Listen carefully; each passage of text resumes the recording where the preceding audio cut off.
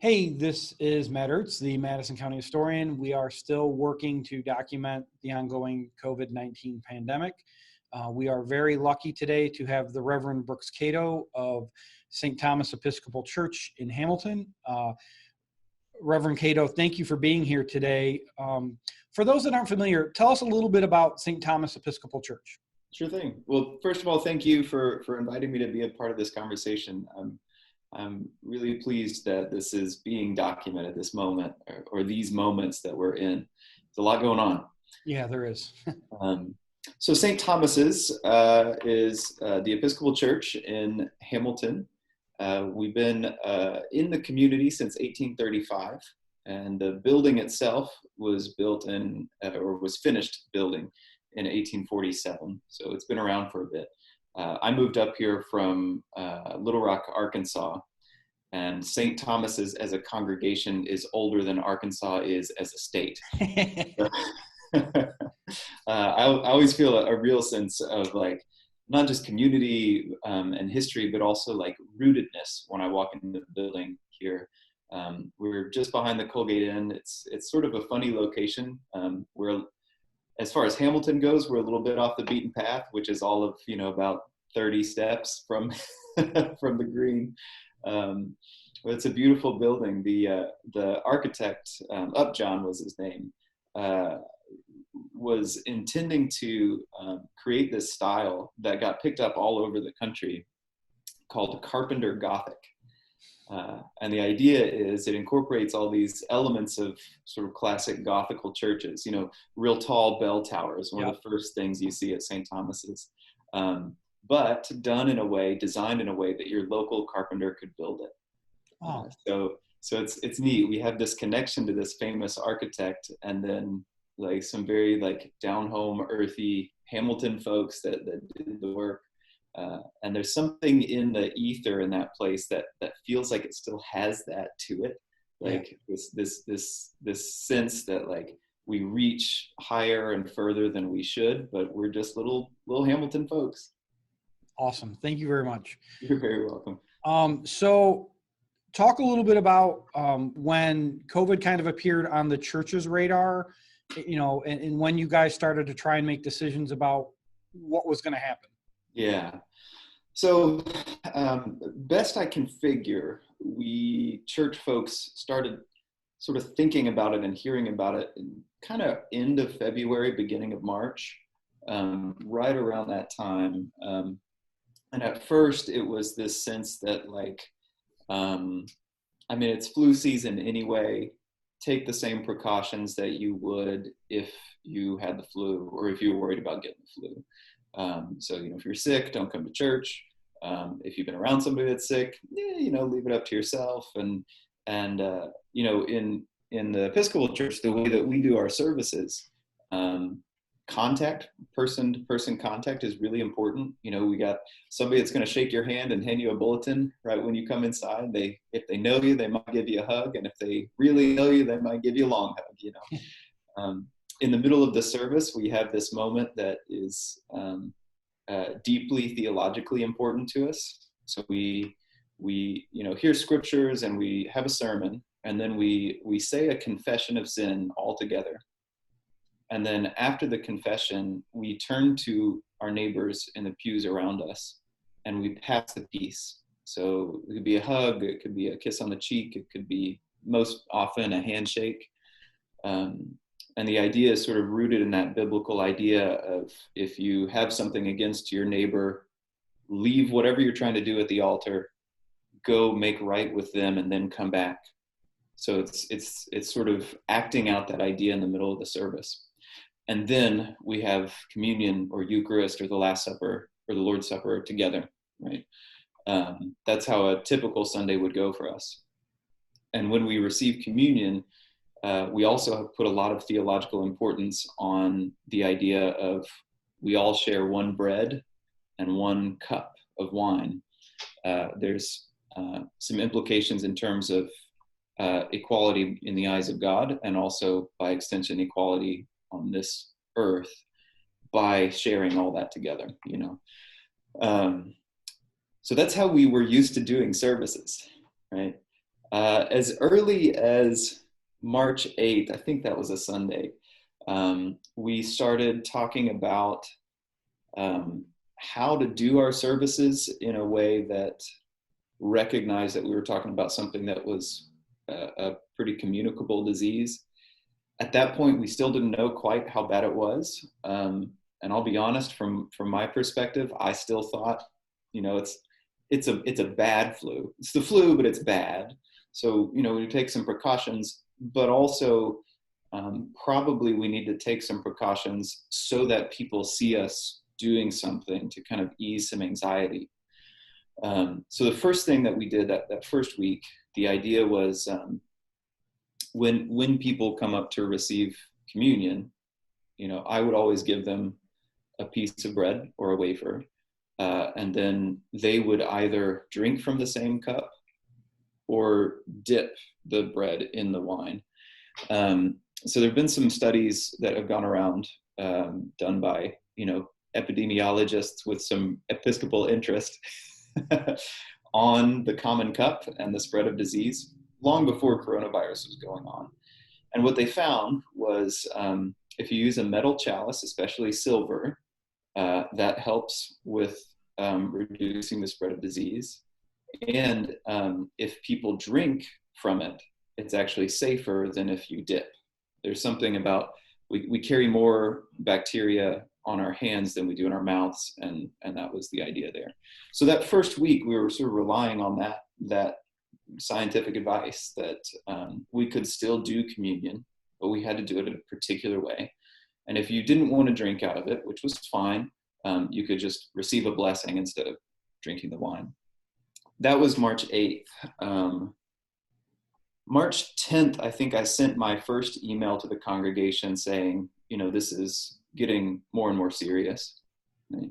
As that week progressed, I don't remember exactly what the timeline is, but as that week progressed, my bishop started issuing what are called pastoral directives, which is basically like, this is the bishop's ruling on whatever we're talking about, right? Yep. And her directive at first was go on and do communion, go on and do your services, use some restrictions like, nobody dipping, make sure you have hand sanitizer, all that sort of stuff. As that week went on, more and more information started coming out, more and more news was breaking. New York City was really starting to be largely affected. My bishop met with all the other bishops of the Episcopal Church and some doctors and epidemiologists to discuss what it is we're about. One of the epidemiologists told our bishops that the most dangerous thing that we do as a church is to gather. And I'll tell you, one of these days, we're not there yet, but one of these days, that's going to make a good sermon. But they said, once you gather, it's not communion that you should be terribly worried about, though there are some restrictions there that need to be done. The real thing that we needed to stop doing was passing the peace, that those handshakes, those hugs right after the confession, because that involves so much person-to-person contact. Right? So we went on with our plans to have a service on March 15th, that next Sunday, with some more restrictions in place. We would keep the idea of the peace, but by waving to somebody or kind of giving a little bow or whatever, instead of the handshake or the hug. On March 14th, the night before, late Saturday night, the bishop issued another pastoral directive saying that the information that just kept coming in was getting worse and worse, and that March 15th would be the last time that any church in the Diocese of Central New York would have in-person worship gatherings for the foreseeable future. At that point, we didn't know quite how long it was going to be. Everyone was sort of measuring in 2-week increments, it feels like, Yeah, the school started that and everybody followed. Yeah, exactly. We'll give it 2 weeks, we'll see what happens, and 2 weeks just kept getting worse and worse. And before you knew it, we were talking about, we'll give it a month and see what happens. And then people just stopped talking about deadlines altogether. So that March 15th was our last time to meet together. That was 103 days ago. Since then, we've done over 50 services online, almost entirely on Zoom. We tend to put most of our services that we do on Zoom, we record them and post them on Facebook also. So people have access to them live and then also later on. The message to the congregation that I sent you before our conversation was what I read at that March 15th service. And that was funny because you put in some history. You talked, in fact, you specifically talked about the Spanish influenza, which I keep meaning to write an article about then and now, because there's so many striking similarities in that the Spanish influenza, I'm pretty certain, started in the United States, and we called it the Spanish influenza. Like Kansas or something, right? Yeah, you find these articles about how people thought it was the German government trying to poison our soldiers during World War I, and there's just this there's a lot of striking similarities to today. But and it was and I actually put that in our file. We actually have a large COVID file, so I put both things that you wrote about that, which leads into that next question. You were your feet were put to the fire pretty quickly with this. Hamilton was the first hotspot we had in Madison County. It was probably tied to a Colgate basketball game around, I think, March 11th, most people believe. Talk a little bit about, and I know we're not going to say names or anything like that, but talk a little bit about your early experiences, because you saw it almost immediately. Yeah, it was striking how quickly it happened. So March 8th, we started toying with the idea of some restrictions on our services. March 15th was our last time to meet in person. That, let me think. So a parishioner of mine who had been at that basketball game would have been in church on Sunday, but he was feeling a little bit under the weather, enough to not come to church. By like Wednesday of that week, he still had a fever and a cough, so we went to the doctor. Doctor gave him some medicine and sent him home. Thursday, the fever hadn't broken, so he was admitted to the hospital. And Friday morning of that week, he died. I was right in the middle of getting ready to do our first service of online prayers, jointly with a priest friend of mine from New Berlin, South New Berlin, and Norwich, those three churches down there. And I got the call, and him to do the service, rushed to the hospital in Hamilton. And in the amount of time it took me to get dressed and to the hospital, and that drive is all of about 3 minutes, from the time I got the phone call to the time I got there, he had died. So I spent some time with his wife, and she and I went into the room where he had been and got to, she got to say her goodbyes, and I got to say some prayers with the two of them. But it was all, everything in that moment was all very careful from the hospital side. They put us in PPE. They gave us the whole rundown of what we needed to do. They escorted us out the back of the hospital so that we wouldn't come into contact with anyone coming in, and directed us to go into quarantine for 2 weeks at that point. And I got to tell you, I was from my standpoint, my experience of that was like, this is awful, but it's my job to be in awful places with my people. And sometimes I get to be in beautiful places with them also. And I think from what I wrote, there are moments of that felt beautiful, but it was not a good place to be. But I knew that when I left the hospital, I got to go home to my wife, and that I would be spending the 14 days quarantined with her.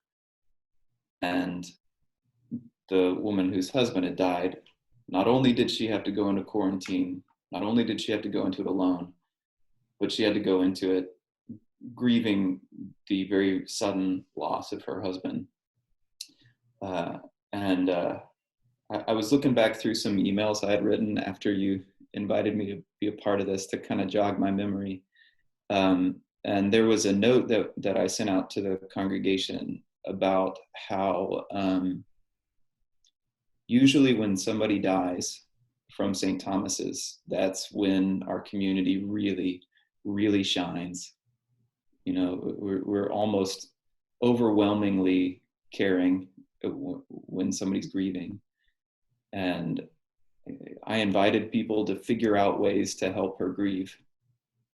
But also I couldn't shake the idea of her grieving alone.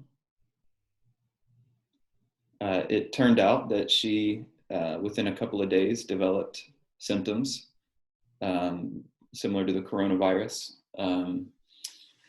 We also had, as soon as I got back from the hospital visiting her and him, I got a call within about 15 minutes from another parishioner whose husband was in the hospital with the same symptoms. And then by Monday of that, the next Monday, another parishioner had been tested and was dealing with all the symptoms.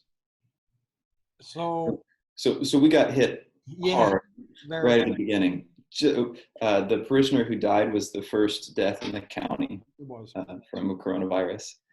The other three all recovered. But I don't know if it's because of the intensity that we got hit with right at the beginning, but pretty much from the word go, my congregation has been like, this is, staying online is the way to go. We got to be really, really careful. Yeah. And you referenced the grieving. One of these we did maybe a month ago now was with a funeral home director who talked about the idea of we can't help that. We can't give them a hug. We can't do anything to comfort. And it's so hard. And she talked about kind of her personal struggles in that moment. Talk a little bit about how you're trying to find ways to help people grieve in an era where we can't do the traditional things we do. You referenced your church. My father died unexpectedly last fall, and before we knew it, there was food everywhere, which is kind of a traditional thing that communities do. What do? You give them food because they're not going to need that, and we can't do that right now. That's the kind of stuff. So talk a little bit about trying to help people in this moment make sense of loss, or even just this moment itself and all the craziness that's happened in the last month, while not being able to use our traditional methods. Yeah. I mean, we've changed everything, right? The only thing that hasn't changed is my uniform.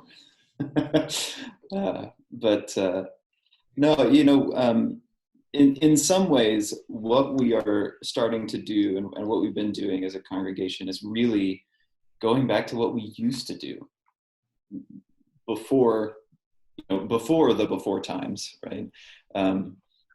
We just put together a pastoral care team who their job is to take the contact list that we have for the parish, split it up, and reach out to everybody in the parish on a regular basis. So they're making phone calls, they're writing notes. Do you remember writing notes? I mean, this, it's something that it's so obvious to do, but we're so used to email or running into each other at the grocery store or whatever that you don't have to do those things. But now, not just to help people grieve, but even just to help people survive. Yeah. It's, we're making sure we have contact. We're used to living in a world where if you have an octogenarian neighbor, you go knock on their door once a week and make sure they're okay. You can't do that now. So we have a group who's making a point to call into our more vulnerable folks a couple of times a week to make sure they're okay, to make sure they have what they need.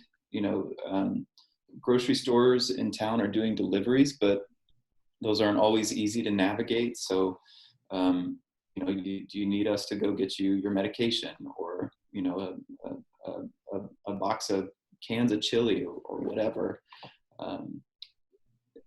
For me, helping people grieve, I feel like some of my go-tos with helping people grieve, like just sitting with people in silence, is sometimes exactly what they need.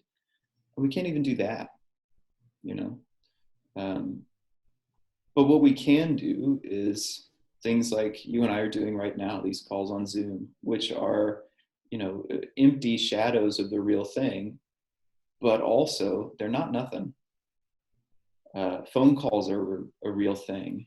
If you, make a batch of cookies and wrap it in saran wrap, and then wipe the saran wrap down with hand sanitizer, and wait 2 days and then deliver it and leave it on somebody's front porch, that's not nothing. Even if they're freaked out by, is this contaminated? Even receiving it is a gift. We know that you can, stop by somebody's house and talk to them through a window screen, not up close, but you can still make those contacts. With the ecumenical clergy group in town, we started a group early on Nextdoor. Whoever would have thought of Nextdoor as a good place to like put church people, but we have a group on Nextdoor that is focused on helping to meet people's pastoral needs. Through that, we got in contact with the hospital in town, and put up a rotation once a week of one of us clergy people going and doing a very brief prayer service with the staff at the hospital. And those, it's, on the one hand, it's like everything's different. And on the other hand, everything's exactly the same. It's just the format that's different, And that's a great way to put it. Anytime someone tries to tell me how things are different today than the old days, I point to something kind of awful, but humorous at the same time. The first murder in Madison County was a man who murdered his wife to run away. He was a teacher who murdered his wife to run away with a student. So that was 1807, and you go, nothing changes over the course of time. Yeah. And what happens is when we hit these times of, this has just been awful, we rally as communities. My mom has been lucky that she's got a wonderful support system of friends and kids, kind of, but my sisters have been really great. My brother, but it's been amazing to see, and when you do these interviews, to talk to people and go, okay, we're going to be different, but we're going to be okay. It may take a while and it may be different, but we'll get through this at some point. Right. Right. Which kind of leads into my next question. The other thing you've been active with is, in light of the recent things that happened with George Floyd, Hamilton had some Black Lives Matters protests, and you've been very vocal about that. Talk a little bit about that movement and what got you involved. I mean, I think we've all seen the videos, but talk a little bit about what got you to go out and do this. Yeah. So, talking about nothing changes, right? I wish I could say this is something that has changed, and it really hasn't. I grew up in the South. I grew up in not just in the South, but in a town that makes national news every couple of years for really nasty billboards.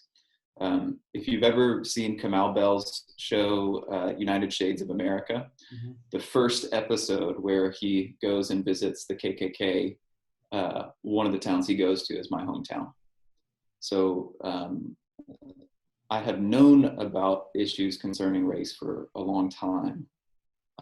It has taken a lot of time to learn what my role in that has been and should be, right? But from the perspective of a clergy person, I hear this sort of question fairly often. aren't churches supposed to stay out of politics, or aren't priests supposed to stay out of politics? And this is something that to me transcends political issue, affects political issues, but also transcends it. We're talking about being a part of a religion that has a preference for the poor and the oppressed. We're talking about a religion that says that every human being is created in the image of God. We're talking about a religion that boasts saints and martyrs throughout history who have met their demise for standing up for those people that are downtrodden. And as much as I hate to live in a time where we still have to stand up for the oppressed because there are oppressed, it's my responsibility as a person of faith and as somebody leading a congregation of people of faith to model what that can look like. Where I went to seminary, there's I didn't mean to. You're good. No, keep going. This is fantastic. Thank you. Where I went to seminary, there's sort of a local saint in our backyard. So I was in Sewanee, Tennessee is where I did my seminary. But in Hayneville, Alabama, there's this story of an Episcopal seminarian whose name was Jonathan Daniels.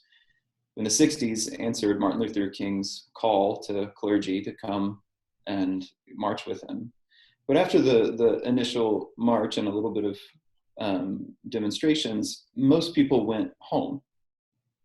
Jonathan Daniels decided to stay in Alabama and to continue to do racial justice work, and especially focused on helping folks to get registered to vote.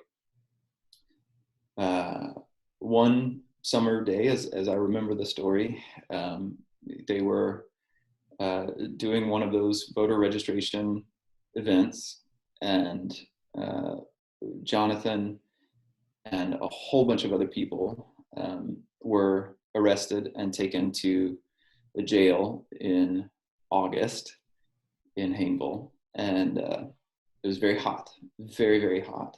Nobody was told why they were arrested.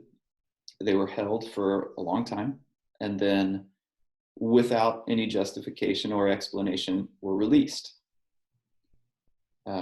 Again, Hayneville is a small town in rural Alabama. It's exactly the kind of place you don't want to find yourself vulnerable if you're a person of color, or what they would have seen as an outside agitator. It was very hot, so they decided the whole group should just stay in the yard in front of the prison and wait for people to come pick them up. But it was so hot that they were getting really, really thirsty. So Jonathan and another Episcopal priest and a girl named Ruby Sales, African-American girl, decided to walk to a corner store to buy a bunch of Cokes for folks. Get some ice cold Cokes and at least make the wait a little bit more doable. When they got to the corner store, the owner threw open the door and leveled a shotgun at Ruby, at the girl. And just as he pulled the trigger, Jonathan pushed her out of the way and was shot himself and killed. The priest that was with them grabbed Ruby's arm and started running away, and he was shot in the back. He survived, and Ruby ran on to the rest of the folks. He didn't have to be there, He could have gone back home. He could have gone back to his studies, but he knew that the call to serve the oppressed was greater than his own convenience and ultimately than his own life. And, it's a horrendous story. The man who shot them in the middle of the day. There's no question that he did it. He was put on trial, but he was not found guilty. Ruby survived thanks to the actions of those two folks. Nobody else that was arrested that day was hurt. Ruby, as it turns out, grew up to be an Episcopal deacon and continues to serve justice as it was modeled for her. You know, when we think about the stories of the saints, we think about those being a long time ago, you know. And I don't have any illusions that I'm a Jonathan Daniels by any means, but there's something in his witness that inspires me to show up. You know, one of the big tensions that I felt that weekend, we did June 4th and 6th were 2 protests, and then June 7th we did a prayer vigil with the clergy in town. And those were by far the biggest groups of people I had been around since March, you know. And I felt tension of, you know, I've told my people over and over again, no, we can't gather. No, we can't gather.